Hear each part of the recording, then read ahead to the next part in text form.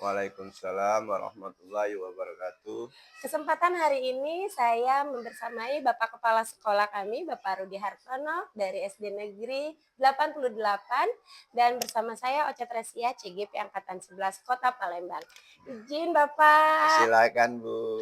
Alhamdulillah ya Bapak, Mm-mm. saya izin sedikit mewawancarai Ya boleh. terkait hari-hari kita dalam melaksanakan kegiatan di sekolah. Ah, Terutama tentang kita melaksanakan kegiatan kebijakan yang ada di sekolah ini ya Pak ya.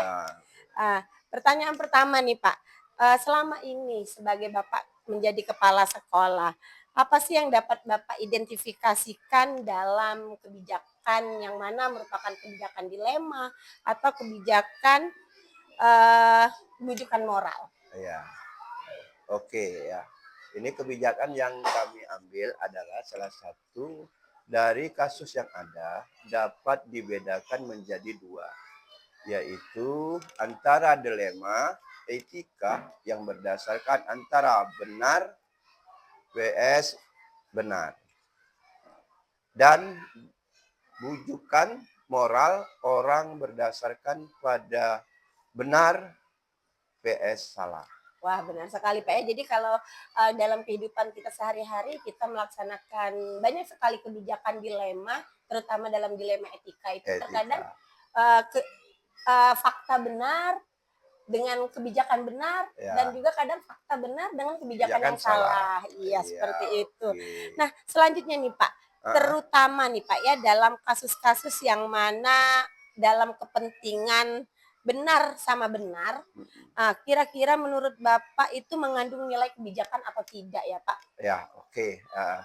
Selama ini dalam pengambilan keputusan dalam kasus dua kepentingan yang sama-sama benar didasarkan pada rasa peduli, kasih sayang, dan memikirkan dampak jangka pendek dan jangka panjangnya. Oh iya, benar sekali Pak ya. Jadi tidak hanya sekedar kita memikirkan jangka panjang, tetapi juga harus kita pikirkan jangka pendek dari permasalahan tersebut ya Pak. Iya, Bu. Nah, lalu Pak, langkah-langkah apa sih Pak dan prosedur seperti apa yang bisa Bapak lakukan selama Bapak menjabat sebagai kepala sekolah?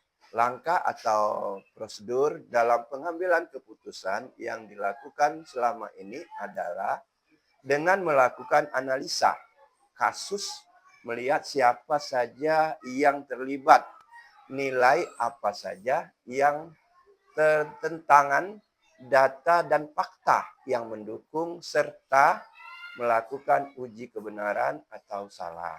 Wah, iya benar sekali itu Pak. Jadi tidak serta-merta kita hanya melakukan membijakkan kebijakan yang salah ya Pak, Iya, tapi kebijakan yang benar juga harus tetap dikoordinir ya iya, Pak, Bu. seperti itu.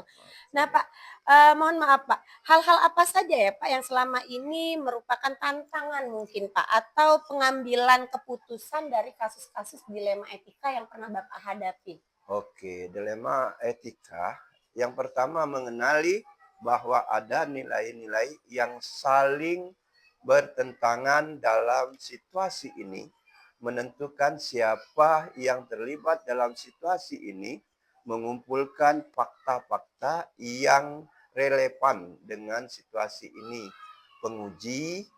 Pengujian benar atau salah, pengujian paradigma benar lawan benar. Oke, iya Pak.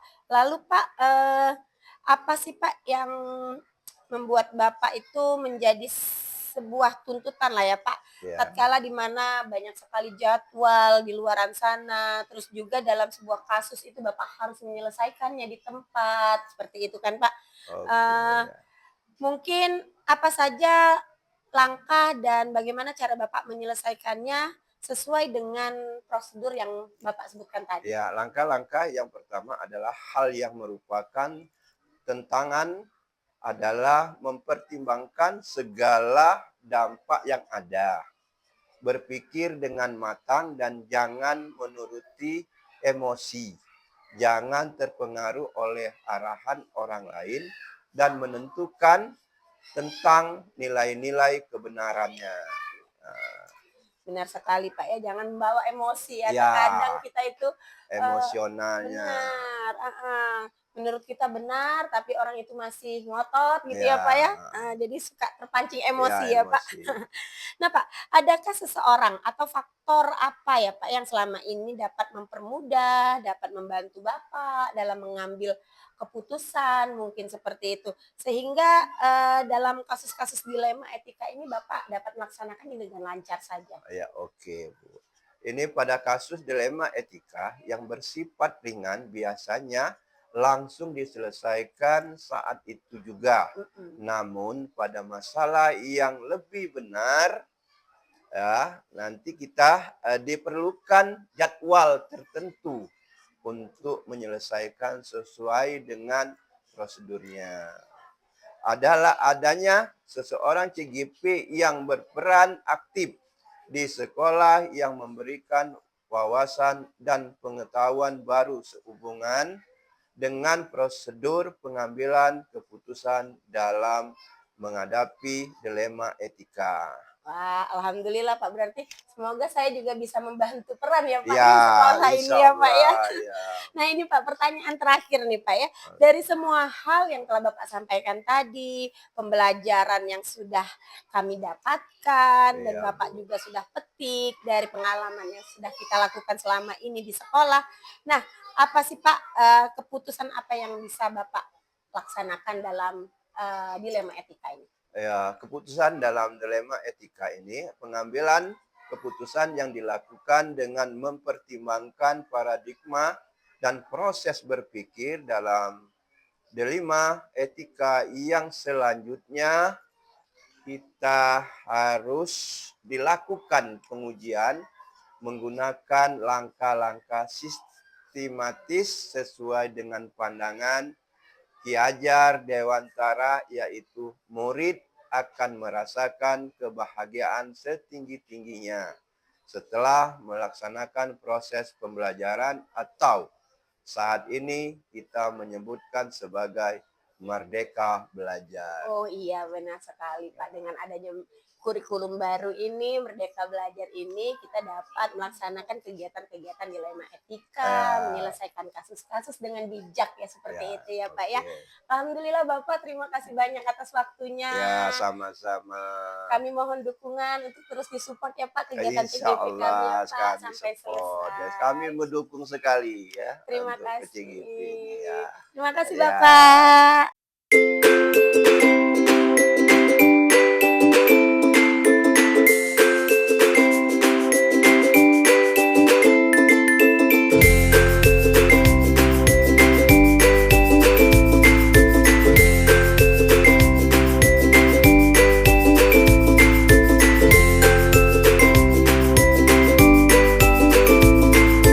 Salam Ibu, warahmatullahi wabarakatuh.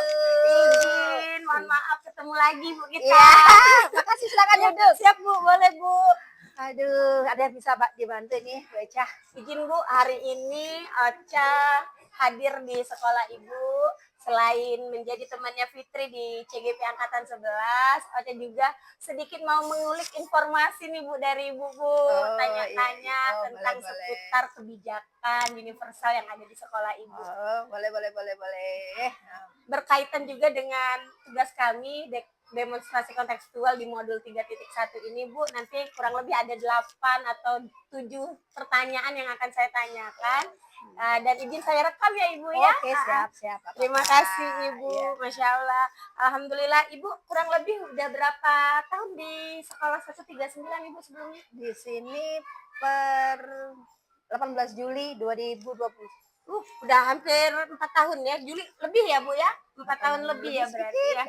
Ya. Wah luar biasa Ibu. Jadi Ibu selama Ibu di sekolah SD 139 ini Bu, bagaimana ya Bu, Ibu pernah mendapatkan atau mengidentifikasi kasus-kasus yang merupakan dilema etika atau bujukan moral kira-kira Bu di sekolah ini? Kalau permasalahan itu tentunya sekolah mesti punya ya. Iya Bu. Kasus-kasus itu entah itu datangnya disengaja atau nggak disengaja. Kadang ada juga berdasarkan identifikasi oleh guru-guru ketika refleksi di akhir mingguan. Karena biasanya di hari Kamis siang itu kita mengadakan briefing dengan guru-guru tentang permasalahan belajar atau permasalahan dengan orang tua. Ada juga yang kadang orang tua itu datang menemui kita gitu ya permasalahan. Jadi intinya sumbernya beraneka, ada yang langsung ke saya, ada yang tahapannya melalui guru dulu, melalui bidang kesiswaan, dan itu tentunya kadang banyak, kadang aman-aman saja gitu kejadiannya ya. Tapi sejauh ini tetap dengan kasus-kasus dilema etika ya Bu ya, Iya, mungkin ya karena kita masih di tingkatan SD ya Bu ya. betul, betul, Heeh. betul, betul. Nah Ibu, mohon izin, selama Ibu menjabat sebagai kepala sekolah, bagaimana Ibu dapat menjalankan pengambilan keputusan, baik itu di sekolah, terutama Bu, untuk kasus-kasus yang mana dua hal ini kan sangat penting ya Bu, Iya, dari iya. dilema etika dan rujukan moral. Nah, lalu ada juga nanti kita tidak bisa menyalahkan, tetapi benar versus benar, atau juga kadang mengandung nilai-nilai kebijakan lainnya. Bagaimana itu Bu, menurut Ibu? Heeh. Biasanya ya kita di awal tahun itu memiliki komitmen bersama, Iya. baik itu dengan guru, entah itu dengan wali murid, itu sebagai acuan untuk pengambilan keputusan ketika ada hal-hal kasus yang datang di lapangan muncul. Namun kita tidak, itu salah satu arahan saja, panduan kita. Ketika hal-hal yang melenceng dari situ keluar tanpa kita sadari, kita masih mengambil kebijakan-kebijakan lain, jalan lain, sehingga menentukan solusi terbaik bagi semuanya. Iya, Gitu ya. berarti Jadi kita solusi. harus mencari solusi yang terbaik dari yang Iya. benar maupun juga yang paling Yang benar. paling benar. Gitu ya Bu ya. Iya. Nah lalu Bu, langkah-langkah atau prosedur yang seperti apa ya Bu yang bisa Ibu lakukan selama menjabat sebagai kepala sekolah di SD 139 ini? Biasanya kita lihat dulu permasalahan itu latar belakangnya apa, problem dari siapa dan siapa saja yang terlibat di sana. Kira-kira sudah berulang timbul berkali-kali atau baru sekali ini muncul gitu Oh ya. iya. Kalau memang timbulnya berkali-kali, kita mungkin penyelesaian, kita lihat penyelesaian kasus sebelumnya apakah efektif atau tidak. Kalau tidak efektif, kita akan berikan solusi yang terbaru. Dan ketika hal-hal timbulnya ada yang terbaru, permasalahan terbaru, kita biasanya mencari koordinasi dengan berbagai bidang yang ada di sekolah. Di sini saya dibantu oleh bidang koordinator humas, kesiswaan, sarjana dan kurikulum sebagai orang yang saya anggap bisa diajak komunikasi untuk menentukan suatu kebijakan di sekolah gitu. Tentu hal itu bisa menjadikan saya tidak merasa sendirian ketika mengambil sebuah keputusan. Seperti yang Ibu katakan tadi, banyak sekali rekan-rekan yang terlibat di dalam kegiatan kolaborasi dalam pemecahan kasus di sekolah ini, Bu ya. Nah, hal-hal apa saja sih Bu yang selama ini Ibu anggap efektif dalam pengambilan keputusan, dan kasus-kasus dilema etika yang seperti apa yang sering sekali Ibu temui di sekolah ini, Bu? Iya. Kalau dilema etika itu biasanya kebanyakan kalau dari guru nggak pula banyak sih, kebanyakan datang dari wali murid, dengan dari peserta didik. Misalnya ketika wali murid bertentangan dengan kebijakan sekolah karena ketika dia datang di rapat tidak hadir, misalkan ada yang tidak bersedia anaknya rambutnya dipotong gitu, dengan alasan kalau dipotong nanti sakit gitu kan. Ada mungkin hampir semua sekolah seperti itu ya. Ada yang merasa versi kukunya menurut dia pendek, tapi menurut kita udah panjang. Nah, itu kadang ada bentrok, sehingga si anak ini merasa mana yang mau diambil ini, mau dengar omongan bundanya atau ke sekolah gitu kan. Jadi ketika kita di sekolah, ketika ibu yang ngomel-ngomel misalnya kita panggil, harusnya seperti apa, pengennya seperti apa. Karena kita menyadarkan wali murid lah, sehingga ketika rambut dia nih panjang, yang lain tidak, yang lain nggak harus dipangkas, akan terjadi masalah-masalah baru gitu kan. Sehingga sekolah akan menemukan permasalahan baru, satu dibolehkan, yang lain tidak. Maka si ibu dan anak ini gimana nyamannya gitu kan. Apakah setiap hari mau anaknya dicibir oleh teman-temannya gara-gara rambut panjang? Kemudian dianggap tidak sepakat dengan keputusan sekolah, dengan keputusan kelasnya juga, otomatis anaknya menjadi lain daripada yang lain. Itu harus menjadi pemikiran kesadaran orang tua terhadap anaknya. Dan juga ketika ada anaknya berkuku panjang, menurut dia versi dia udah cukup pendek. Mhm. Tapi kalau ada kasus apa-apa misalnya nggak sengaja mencakar teman, Iya, nah benar. siapa yang harus yang tanggung jawab Benar gitu benar, kan? Sekolah heeh. sudah mengerjakan itu bersama-sama. Jadi ketika itu jadi itulah kami berusaha memberi kesadaran kepada wali murid, Mhm. memberikan restitusi lah sepertinya. Iya. Sehingga apa yang menjadi asumsi dia baik itu belum tentu baik Baik dilakukan di buat tempat dia. lain gitu. Benar benar benar. Iya. Oh iya. Lalu dari hal yang serupa yang seperti Ibu katakan tadi, tantangan nih Bu, kira-kira pasti ada tantangan ya Bu ya, Iya. setiap kita melaksanakan kebijakan itu sudah pasti ada tantangan tersendiri. Nah, pernahkah Bu, selama ini tantangan apa yang menurut Ibu agak sedikit kasusnya agak susah mungkin, tantangan apa yang mungkin pernah terkenang di Ibu gitu?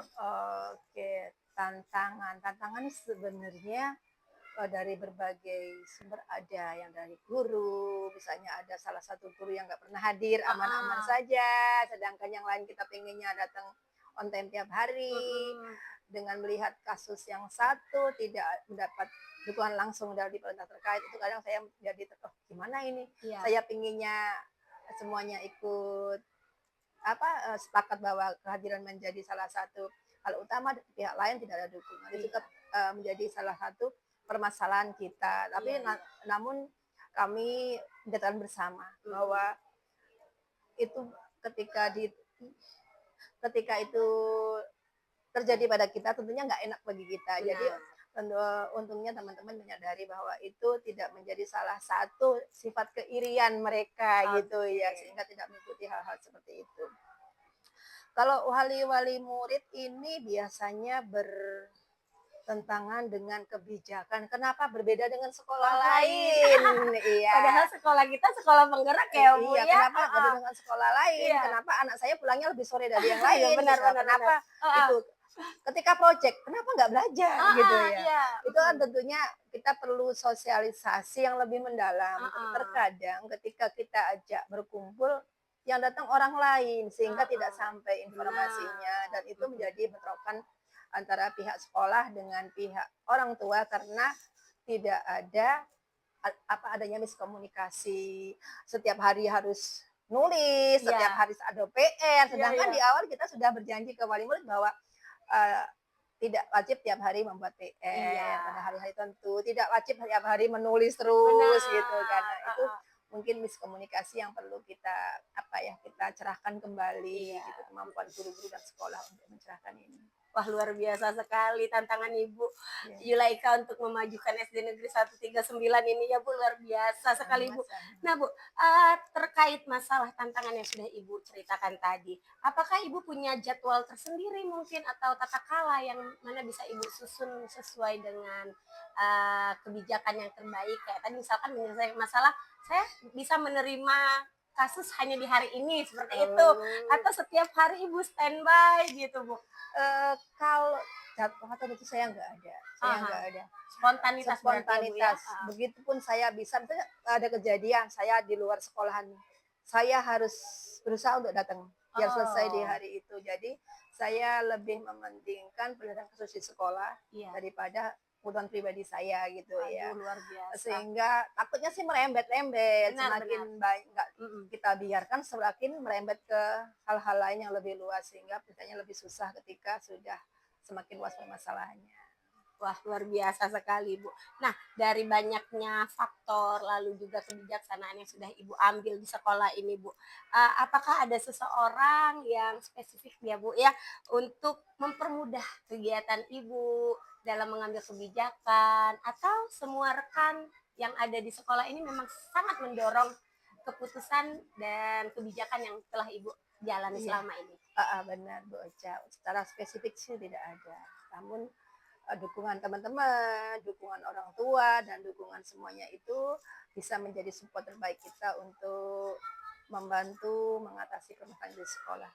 Saya nggak bisa berdiri sendiri tanpa dukungan mereka gitu Iya, ya. luar biasa, Bu. Tentunya kolaborasi dari berbagai pihak itu sangat kita butuhkan. Oke, ini mungkin pertanyaan terakhir nih Bu ya, Iya. tapi sebenarnya banyak yang masih mau saya tanyain Bu. Nanti Iya. kita off cam aja Oke, ya Bu ya. siap. Nah, dari semua yang telah Ibu sampaikan ini Bu, pembelajaran apa sih Bu yang dapat Ibu petik dari pengalaman Ibu yang sudah Ibu ceritakan tadi mungkin dalam mengambil keputusan dilema etikanya Bu? Oke. Intinya setiap permasalahan tuh orang pasti punya. Dan kesiapan menerima resiko setiap keputusan itu harus siap gitu, bagaimanapun latar belakangnya atau kejadian di belakang kita harus siap. Tentunya untuk itu kita harus mempersiapkan diri dengan resiko dari keputusan kita. Artinya begitu berat juga harus kita siap menanganinya tanpa harus melibatkan pihak-pihak yang yang merasa dirugikan, karena kita sebagai pembuat keputusan tentunya kita harus siap bertanggung jawab gitu. Dan jangan lari dari masalah. Wah, tepuk tangan dulu. Ini Iya. hari ini Bu ya, Iya. hari ini. Jangan Iya, lari dari dari masalah. Luar biasa. Dan jangan cari masalah. Dan jangan cari masalah. Cari masalah, Benar-benar iya. sekali. Iya. Luar biasa Ibu. Saya ucapkan terima kasih sebelum dan sesudahnya Ibu. Luar biasa Sama. sekali apa yang saya jadi pertanyaan saya ini selama ini saya sudah bisa mengambil kesimpulan bahwa setiap kasus dilema etika yang pernah dialamin oleh Ibu Zulaika mungkin bukan merupakan suatu masalah, tetapi itu suatu pembelajaran ya Bu ya, dan tantangan-tantangan yang hadir itu merupakan suatu cara untuk menyelesaikan atau solusi. Dan jangan lari dari masalah. Luar biasa, terima kasih banyak Ibu. Sama-sama Ibu Ocha. Sebelumnya Bu saya izin mohon doa restu, mohon ridho Ibu. Iya, Kami iya. CGP Angkatan 11 ini Bu, saya selaku juga temannya Fitri, mohon maaf mungkin Bu ya kalau sering Sama-sama. izin-izin. Kami ini Bu sering berkegiatannya tidak sesuai waktu sehingga agak sedikit mohon izin banyak dari Oke, sekolah, enggak minta apa-apa. maaf Ibu ya. Semoga lancar semuanya, dilancarkan semuanya. Amin. Terima kasih Kasih banyak sama-sama. Ibu. Saya izin. Ya. Assalamualaikum. Waalaikumsalam warahmatullahi wabarakatuh.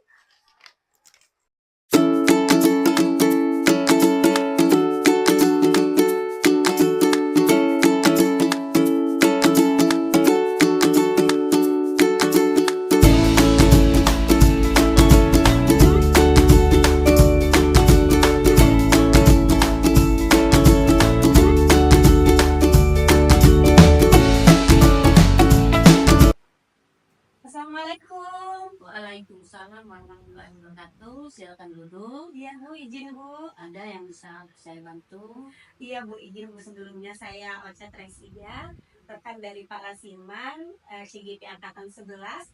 Izin mohon waktunya ya Ibu ya untuk mewawancarai sedikit terkait tugas kami di modul 3.1.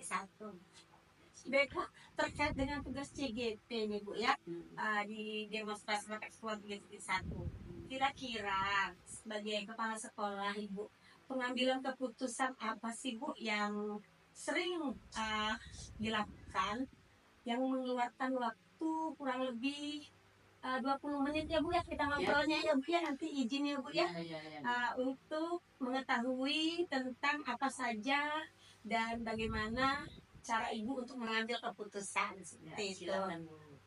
Kita mulai ya Bu dari pertanyaan pertama. Izin Bu, selama ini Bu, bagaimana ya Bu Ibu mengidentifikasikan kasus-kasus yang merupakan dilema etika Bu, atau bujukan moral yang ada di SD Negeri 39 ini?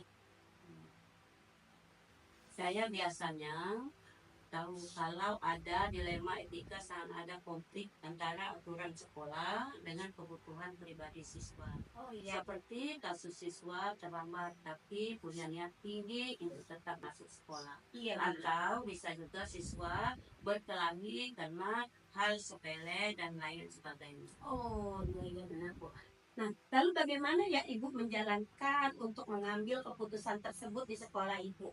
Terutama untuk kasus-kasus yang mana itu sama-sama penting ya Bu, untuk melakukan kepentingan yang sama itu terkadang benar atau sama-sama mengandung nilai kebajikan. Nah, bagaimana Ibu memilahnya atau mengambil keputusannya? Baiklah. Saya biasanya mengajak beberapa orang dari tim pimpinan dan pengelolaan sekolah untuk berdiskusi. Kami pertimbangkan semua sisi dari masalah dan dampaknya sebelum memutuskan. Kami berusaha mencapai kesepakatan bersama yang adil untuk semua. Oh iya benar sekali itu Bu ya.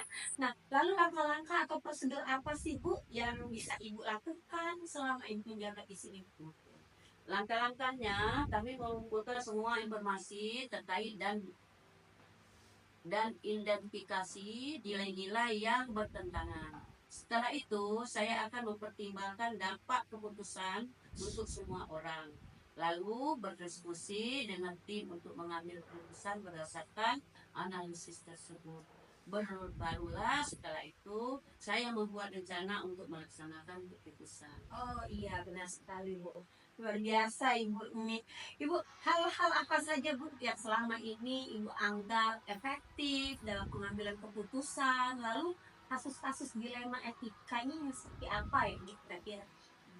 Hal yang paling efektif adalah melibatkan berbagai orang dalam proses keputusan, berkomunikasi dengan jelas dan transparan dalam membuat keputusan. Selain itu, saya juga mengikuti prosedur yang sudah ada. Wah, luar biasa, bagus sekali Ibu. Ada lagi nggak kira-kira? Dan memastikan keputusan sesuai dengan prinsip aturan di sekolah dan etika yang memanusiakan. Oh iya, itu penting sekali ya Bu ya, memanusiakan manusia itu Bu ya. Nah Bu, hal-hal apa saja sih Bu selama ini yang merupakan mungkin tantangan dalam mengambil keputusan dan kasus-kasus dilema etika lainnya? Baik, hal yang merupakan tantangan adalah mempertimbangkan segala dampak yang ada, berpikir dengan matang dan jangan menuruti emosi. Jangan terpengaruh oleh arahan orang lain dan menentukan tentang nilai-nilai kebenaran. Iya, benar sekali. Jangan kemakan omongan ya, Bu ya, kalau bahasa kita sekarang ini, Bu ya. Nih, Bu, apakah Ibu memiliki sebuah jadwal atau agenda dalam suatu penyelesaian kasus seperti itu, Bu? Dan apa saja yang apakah kasus-kasus itu bisa langsung diselesaikan di tempat atau memiliki jadwal lanjutan seperti itu Bu, sehingga bentuk atau prosedurnya itu yang bisa kita jalankan itu seperti apa? Pada kasus dilema etika yang bersifat ringan biasanya langsung diselesaikan saat itu juga. Namun pada masalah yang besar diperlukan jadwal tertentu untuk menyelesaikan sesuai dengan prosedur. Iya benar, kayak kalau kayak siswa yang kita berantem bisa lah Bu ya kita selesaikan di tempat ya. Nah Bu, kalau adakah nggak Bu ya menurut Ibu nih seseorang atau faktor apa saja yang selama ini mungkin mempermudah atau membantu Ibu dalam mengambil keputusan dalam kasus-kasus dilema etika? Adanya seorang CGP yang berperan aktif di sekolah, yaitu memberikan wawasan dan pengetahuan baru sehubungan dengan prosedur pengambilan keputusan dalam menghadapi dilema. Pak Kasiman ya, kalau di sini berperan aktif ya Mbak. Berperan aktif. Selain dari dia wakil ke kepala sekolah, ya juga sebagai guru yang sedang melaksanakan kayaknya dengan baik. Wah berat ya tugas Pak Lasiman ya Bu. Nah Bu, selain adanya seorang cingit yang berperan aktif di sekolah, lalu yang dapat memberikan wawasan, pengetahuan tadi Bu ya.